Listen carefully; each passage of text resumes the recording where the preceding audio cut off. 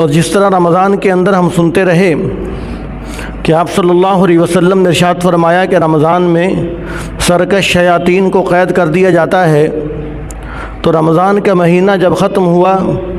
تو شیطان کو رہا کر دیا گیا، اور شیطان تو ہمارا دشمن ہے۔ اللہ تبارک و تعالیٰ نے قرآن پاک کے اندر فرمایا کہ ان الشیطان لکم عدو فاتخذوہ عدوا، فرمایا کہ بے شک شیطان تمہارا دشمن ہے، تم اسے دشمن سمجھو۔ اس میں ہمیں یہ بتلا دیا کہ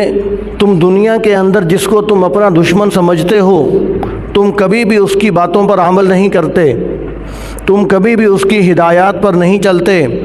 اس لیے کہ تم جانتے ہو کہ یہ ہمارا دشمن ہے، اگر ہم اس کے پیچھے لگیں گے تو یہ ہمیں ہلاکت کی طرف لے کر جائے گا، یہ ہمارا کبھی بھی خیر خواہ نہیں ہے۔ تو ایک تو وہ دشمن ہے کہ جس کو ہم دنیا کے اندر دشمن سمجھتے ہیں، اور شیطان وہ دشمن ہے کہ جس کو اللہ تبارک و تعالیٰ نے کہا کہ یہ تمہارا دشمن ہے۔ اور جب اللہ تبارک و تعالیٰ نے شیطان کی دشمنی کو بیان کرنا تھا تو اللہ تبارک و تعالیٰ نے قرآن پاک کے اندر ذکر فرمایا کہ یہ شیطان تمہارا وہ دشمن ہے جس نے تمہارے ماں باپ کو جنت کے اندر ننگا کر دیا، یعنی آدم علیہ السلام کو اور حضرت حوا کو، کہ جب انہوں نے درخت کا پھل کھایا جس سے روکا گیا تھا تو جنت کا لباس ان کے جسم سے اتر گیا، اور وہ درختوں کے پتے توڑ کر اپنے جسم کے ساتھ چپکانے لگے اور اپنا سطر چھپانے لگے۔ تو اللہ تبارک و تعالیٰ نے اس بات کو قرآن پاک کے اندر ذکر فرمایا کہ یہ شیطان تمہارا وہ دشمن ہے جس نے تمہارے ماں باپ کو ننگا کیا ہے۔ تو آج ہمیں دنیا کے اندر کوئی اس طرح کی بات بتلائے تو ہم اس کو اپنا کتنا بڑا دشمن سمجھیں گے کہ اس نے ہمارے ماں باپ کے ساتھ یہ زیادتی کی ہے۔ تو اللہ تبارک و تعالیٰ قرآن پاک کے اندر اس بات کا تذکرہ فرما رہے ہیں، اس لیے تاکہ ہمارے دل و دماغ کے اندر شیطان کی نفرت بیٹھ جائے، تاکہ ہمارے دل و دماغ کے اندر شیطان کی دشمنی بیٹھ جائے کہ یہ تو ہمارا بہت بڑا دشمن ہے، یہ تو کبھی بھی ہمارا خیر خواہ نہیں ہے۔ تو اللہ تبارک و تعالیٰ کا اپنے بندوں پر کرم دیکھیے کہ جب شیطان کا دشمن ہونا بتلا دیا اور بتلا دیا کہ یہ تمہارا سخت دشمن ہے، اس سے بچو،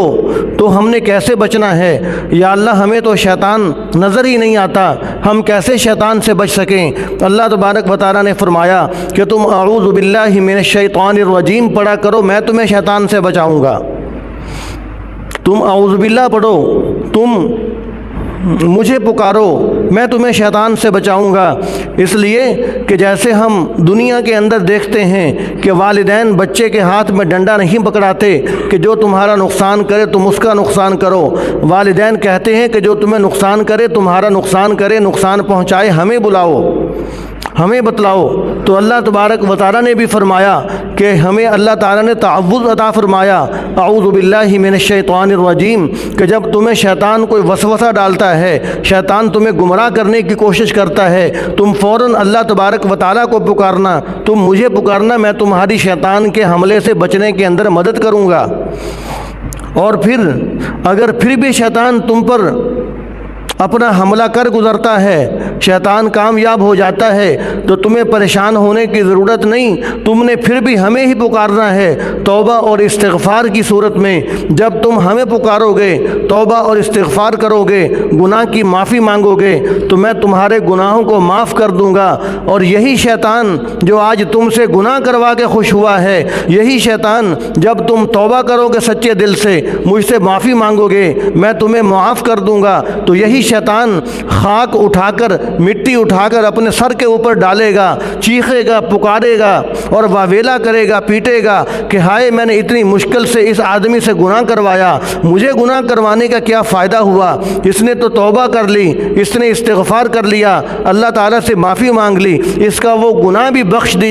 دیا گیا اور اس گناہ کے بدلے اس کو نیکیاں بھی عطا کر دی گئیں۔ ہائے مجھے گناہ کروانے کا کیا فائدہ ہوا؟ تو اللہ تبارک و تعالیٰ کا یہ ہم پر کرم ہے کہ اللہ تبارک و تعالیٰ کا شیطان ذاتی دشمن تھا، تو اللہ تبارک و تعالیٰ نے اس سے بچنے کے لیے ہمیں اپنا ذاتی نام دے دیا کہ تم نے اعوذ باللہ پڑھنی ہے، لا حول ولا قوت الا باللہ پڑھنا ہے۔ جب تم یہ کلمات پڑھو گے تو اللہ تعالیٰ شیطان سے بچنے کے اندر تمہاری مدد کریں گے۔ تو اس لیے جب شیطان پورا مہینہ قید رہا، آج ہمارا دشمن جو ہماری وجہ سے گرفتار ہو جائے اور جب وہ رہا ہو کے آئے تو دنیا کے اندر ہم دیکھتے ہیں کہ وہ کہتا ہے کہ تمہاری وجہ سے مجھے گرفتار کیا گیا، مجھے اذیتیں پہنچائی گئیں، اب میں رہا ہو کے آ گیا ہوں، اب میں بدلہ لوں گا۔ تو شیطان کو بھی قید کر کے رمضان کے اندر جہنم میں پھینک دیا جاتا ہے۔ تو شیطان بھی جب رہا ہو کر آتا ہے تو اس کے جذبات بھی یہی ہوتے ہیں کہ ان کی وجہ سے میں راندہ درگاہ ہوا، ان کی وجہ سے مجھے ملعون قرار دیا گیا، ان کی وجہ سے مجھے بیڑیوں کے اندر زنجیروں میں جکڑ کر رمضان کے مہینے میں جہنم میں پھینک دیا گیا، اب مجھے آزاد کیا گیا ہے، اب میں بھی ان سے نمٹ لوں گا۔ اب شیطان کی کوشش ہوگی کہ ان کے معاملات کو برابر کیا جائے، ان سے اتنے زیادہ گناہ کروائے جائیں۔ تو اس لیے ہمیں چاہیے کہ ہم یہ کوشش کریں کہ اگر شیطان رہا ہو کر آیا ہے تو اللہ تبارک و تعالیٰ نے ہمیں بھی تو رمضان کا مہینہ تقویٰ اور صبر کی پریکٹس کرنے کے لیے دیا تھا، تو ہمیں چاہیے کہ ہم اس بات کی کوشش کریں۔ اور شیطان ہمارا کبھی بھی خیر خواہ نہیں ہے۔ شیطان کے بارے میں آتا ہے کہ ایک بزرگ تھے، ان کی تہجد کی نماز رہ گئی، ان کی تہجد کی نماز قضا ہو گئی۔ وہ تہجد گزار تھے اور مستقل ترتیب سے تہجد پڑھنے والے تھے۔ جب تہجد فوت ہو گئی تو جاگ نہیں آئی، بعد میں بہت زیادہ روئے اور بڑا افسوس کیا کہ ہائے آج میری تہجد رہ گئی۔ اتنا زیادہ روئے، اتنا افسوس کیا کہ اللہ تبارک و تعالیٰ نے انہیں تہجد سے بھی کئی گنا زیادہ ثواب دے دیا۔ تو جب شیطان نے یہ منظر دیکھا تو کہ اس کو تو میں نے سلائے رکھا، اس کو میں نے تھپکی دے کر رکھا کہ یہ سویا رہے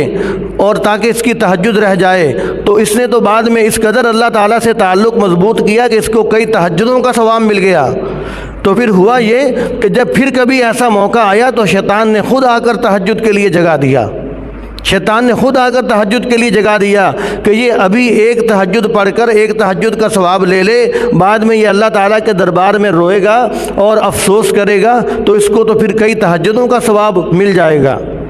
تو اس لیے شیطان جب ہمارا دشمن ہے تو وہ کبھی بھی خیر خواہ نہیں ہو سکتا، اور شیطان کی کوشش یہ ہوتی ہے، جو مہلک ترین ہتھیار شیطان کے پاس ہے وہ اللہ تبارک و تعالیٰ کی یاد سے بندے کو غافل کرنا ہے۔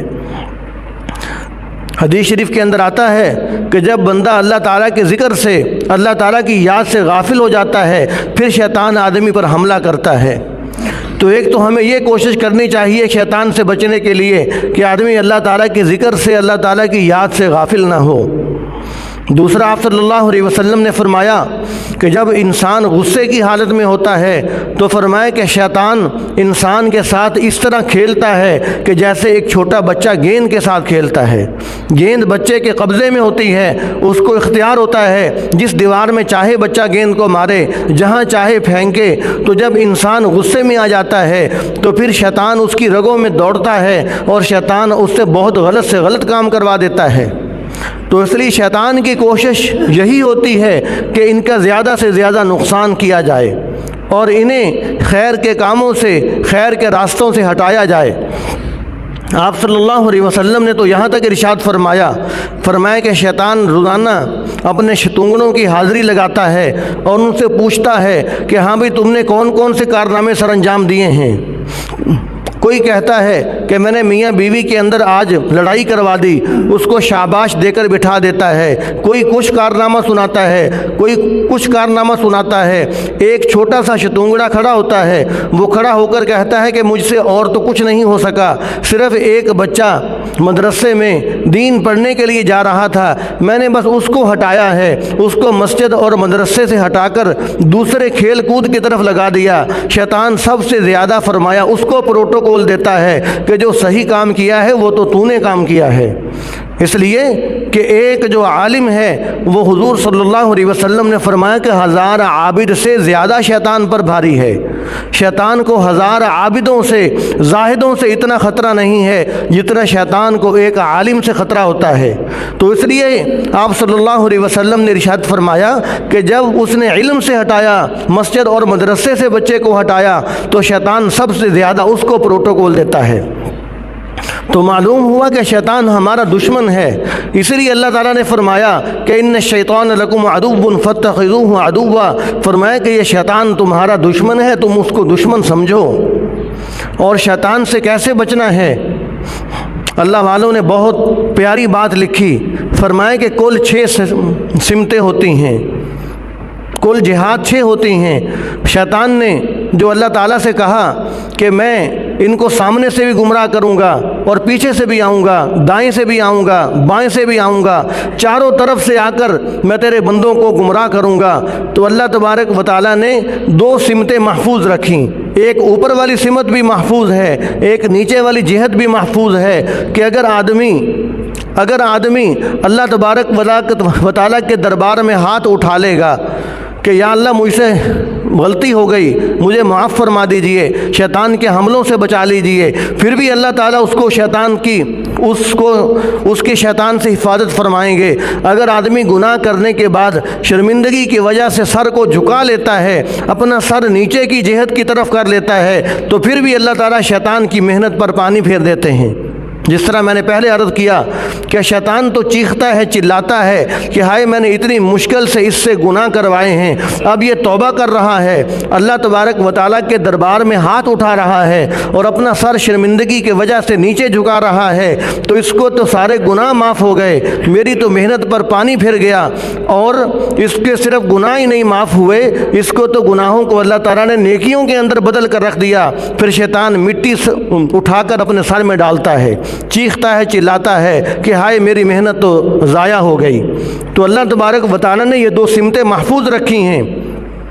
تو اس لیے ہمیں چاہیے کہ ہم ان 2 سمتوں کا فائدہ اٹھائیں کہ اگر شیطان ہم سے گناہ کرواتا ہے تو ہم توبہ اور استغفار کی طرف آئیں۔ اور ایک حدیث قدسی ہے کہ اللہ تبارک و تعالیٰ اپنے بندوں سے فرماتے ہیں کہ یا بنی آدم منصفتنی، کیا ابن آدم تو نے میرے ساتھ انصاف نہیں کیا؟ کیا انصاف نہیں کیا؟ اللہ تبارک و تعالیٰ فرماتے ہیں کہ اے ابن آدم، تیرے رہنے کی جگہ، تیرا گھر، تیرا وطن اصلی جنت تھا، میں نے جنت سے شیطان کو نکال دیا، اور میرے رہنے کی جگہ تیرا دل تھا، تو نے اپنے دل سے شیطان کو کیوں نہیں نکالا؟ تجھے چاہیے تھا کہ تو اپنے دل میں اللہ تعالیٰ کی محبت رکھتا، تو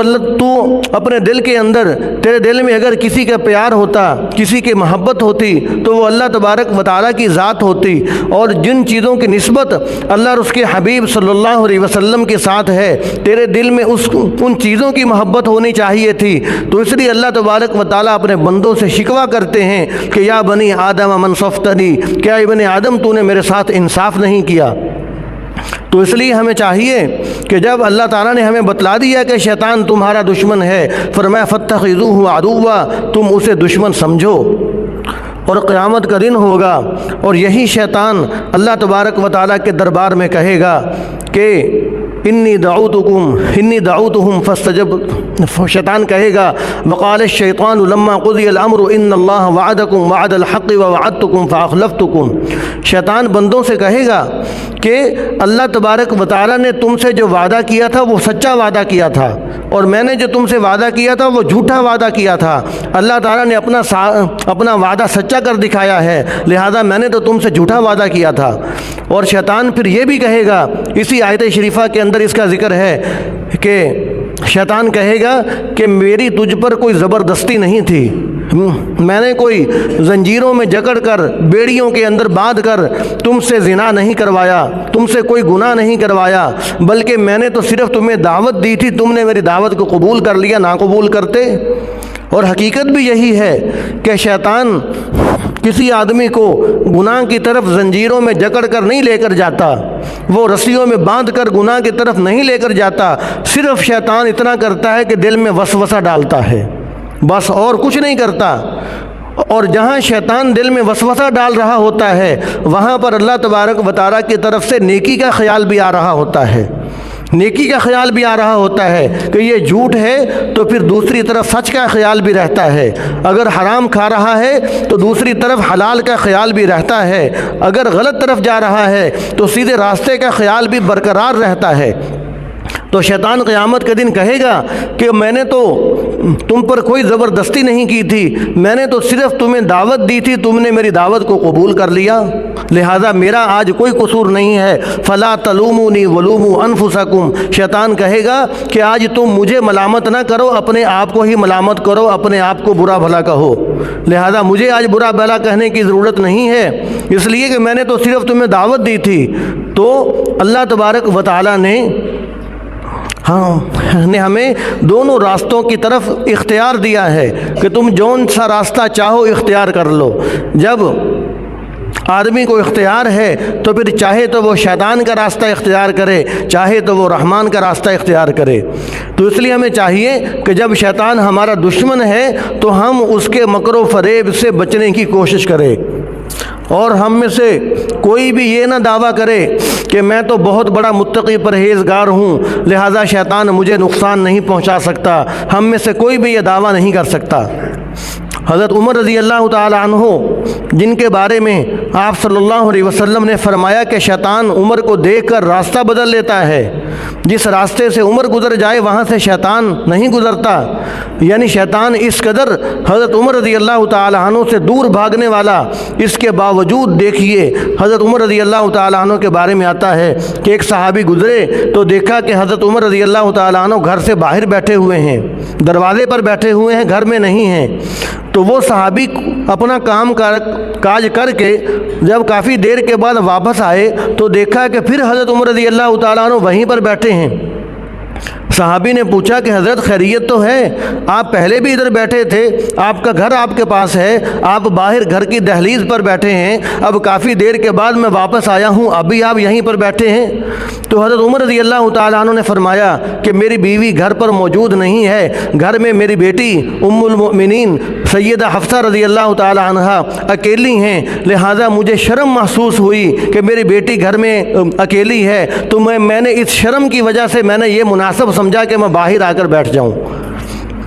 اس شرم کی وجہ سے میں نے مناسب سمجھا کہ میں باہر بیٹھوں۔ یہ وہ ہستی ہے کہ جن کے بارے میں نبی کریم صلی اللہ علیہ وسلم فرما چکے ہیں کہ عمر کو دیکھ کر تو شیطان بھی اپنا راستہ بدل لیتا ہے، شیطان اپنا راستہ بدل لیتا ہے۔ تو لہٰذا ہم میں سے کوئی یہ دعویٰ نہیں کر سکتا کہ جی میں تو بڑا متقی پرہیزگار ہوں لہٰذا مجھے اب شیطان سے کوئی خطرہ نہیں ہے۔ جب تک آدمی کے جسم کے اندر جان ہے، روح نکل نہیں جاتی، اس وقت تک شیطان کا خطرہ 100% سر پہ لٹکا ہوا ہے۔ ہر وقت آدمی کو اپنے آپ کو کمزور سمجھنا چاہیے اور اللہ تعالیٰ سے مدد اور نصرت مانگ کر چلنا چاہیے اور شیطان سے پناہ مانگ کر چلنا چاہیے۔ اگر گناہ ہو جائیں تو پھر جلدی توبہ اور استغفار کر کے یہ دنیا کی زندگی گزارنی چاہیے۔ اور آخری بات یہ ہے کہ رمضان المبارک کا مہینہ ہمارے پاس آیا، ہم سے رخصت ہو گیا، تو رمضان کا مہینہ ہمیں کچھ پیغام دے کر گیا۔ رمضان کا مہینہ ہمیں یہ پیغام دے کر گیا ہے کہ دیکھو جس طرح رمضان کے مہینے کے اندر تم نے مسجدیں آباد رکھی تھیں، اب بھی تم مسجدوں کو ایسے ہی آباد رکھنا، اس لیے کہ رمضان کا مہینہ تو تربیت کا مہینہ ہے، مشق کا مہینہ ہے، ٹریننگ کا مہینہ ہے۔ اس مہینے میں شیطان کو جکڑ کر باندھ کر اللہ تبارک و تعالیٰ نیکیوں پر اجر و ثواب بڑھا کر اور ایک نیکی کا ماحول بنا کر اپنے بندوں کی تربیت کرتے ہیں،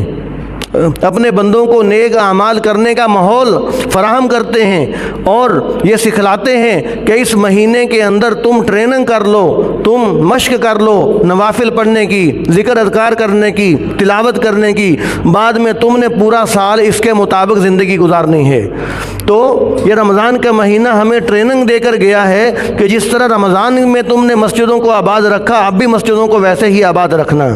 اور جس طرح رمضان کے مہینے میں تم تلاوت کرتے رہے، اب بھی پورا سال قرآن بند نہیں کرنا، اب بھی تلاوت کرتے رہنا۔ جس طرح رمضان کے مہینے میں تم خرچ کرتے رہے، بعد میں بھی ایسے ہی خرچ کرتے رہنا۔ اور جس طرح رمضان کے مہینے میں تمہارے دل میں اللہ تعالیٰ کا خوف رہا کہ ہائے میں چھپ کر بھی پانی کیوں پیوں، میں گھر میں اکیلا ہو کر بند کمرے میں بھی پانی روزے کی حالت میں کیوں پیوں، اللہ تعالیٰ مجھے دیکھ رہے ہیں، تو جس طرح یہ تقویٰ تم نے رمضان کے مہینے میں اختیار کیا، تو یہ رمضان کا مہینہ ہمیں سبق دیتا ہے کہ جو اللہ رمضان کے مہینے میں دیکھ رہا تھا، پورے 11 مہینے پھر بھی وہ اللہ تعالیٰ تمہیں دیکھ رہا ہے۔ لہذا تم تنہائی میں ہو، تم محفل میں ہو، تمہیں یہ تقوی کی تمہیں ٹریننگ کروا دی گئی ہے، لہذا اب تم نے تمام تر گناہوں سے بچنا ہے کہ اللہ تبارک و تعالیٰ مجھے دیکھ رہے ہیں۔ اور آخری بات وہی کہ جو ایک مرتبہ درس میں بھی کہی گئی کہ جو رمضان کی عبادت کرتے رہے،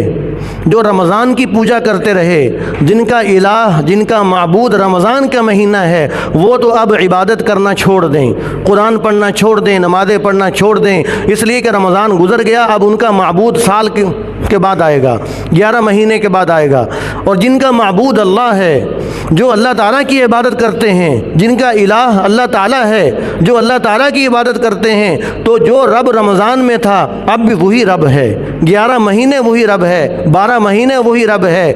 یہ ایسے ہی ہے کہ جیسے حضور صلی اللہ علیہ وسلم کے انتقال پر حضرت ابوبکر صدیق رضی اللہ تعالیٰ عنہ نے صحابہ کرام کو فرمایا تھا کہ جو حضور کی پوجا کرتے رہے وہ سمجھ لیں کہ حضور دنیا سے چلے گئے، جو اللہ تعالیٰ کی عبادت کرتا رہا فإن اللہ حی لا یموت، تو وہ سن لے کہ اللہ تبارک و تعالیٰ زندہ ہے، ان پر کبھی موت نہیں آئے گی۔ تو حضرت ابوبکر صدیق رضی اللہ تعالیٰ عنہ نے صحابہ کرام کو یہ خطبہ دے کر سنبھالا کہ جب صحابہ کرام سنبھلے نہیں جا رہے تھے اور صحابہ کرام زار و قطار رو رہے تھے، ان کی بری حالت تھی، فرمایا کہ لوگو تم نبی کریم صلی اللہ علیہ وسلم کی عبادت نہیں کرتے تھے، تم تو اللہ تعالیٰ کی عبادت کرتے تھے، لہذا جیسے حضور کی زندگی میں تم نے عبادت کے اوپر اپنے آپ کو لگایا ہے، ایک ذرہ برابر بھی پیچھے نہ ہٹنا۔ حضور دنیا سے چلے گئے تو کیا ہو گیا، ہم تو اللہ تعالیٰ کی عبادت کرتے تھے، لہذا اللہ تعالیٰ حی لا یموت، وہ زندہ ہے، ان پر کبھی موت نہیں آئے گی۔ لہذا